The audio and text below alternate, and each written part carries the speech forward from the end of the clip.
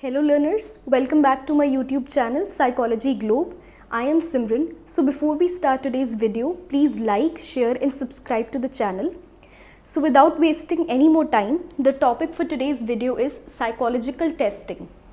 Now what do we mean by a psychological test? Psychological test refers to specialized tests that are conducted by trained psychologists. What is their aim? Their aim is the assessment of individual differences. Now what is the meaning of assessment? Assessment basically means to measure something. Now in psychological test, our aim is to measure the individual differences.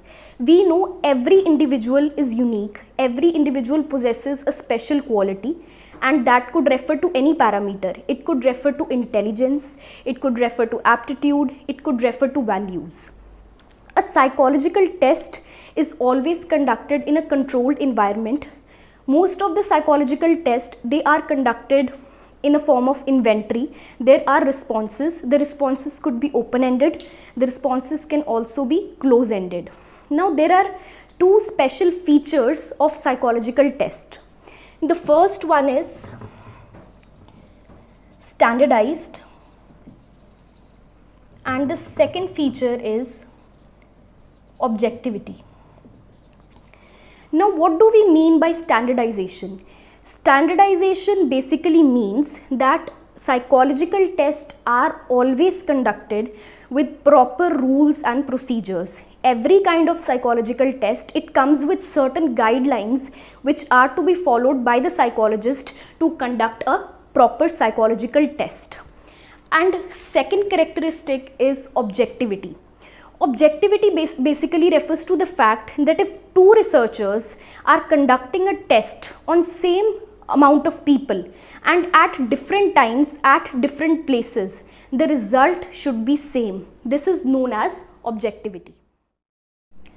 Now there is a very common question that we come across, that are psychological tests, are they different from the normal tests such as the academic tests that we take in schools and universities? The answer is yes. If I conduct a mathematics test and student A scores 10 marks, let's say, and student B scores 8.5 marks, a psychologist will never say that student A is intelligent than student B. Of course, it can be a possibility, but the affirmation is only given after there is a proper conduction of an intelligence test, or we can say the IQ test. Now coming back to the topic, there are three things that have to be kept in mind whenever a psychologist constructs a psychological test. The very first thing is reliability. Now, what do we mean by reliability in daily life? Reliability is the trust that we have on someone, and in psychological test, reliability means the same thing. It means that a test is producing same result on same people even if the test is conducted on different days or a different location, provided that the participants are provided with similar conditions. Now there are two tests that are developed to check the reliability of a psychological test. The very first test is test-retest method. Now what is test-retest method? If I conduct a psychological test, let's say on a group of 20 people, then after let's say a month, I will conduct the same test on them, and if the results are same, it means that my psychological test is reliable. Now let's move on to the second criteria that has to be kept in mind while conducting a psychological test.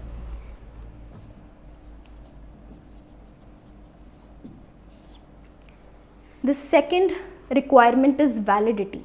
Validity means that the test measures what it claims to measure.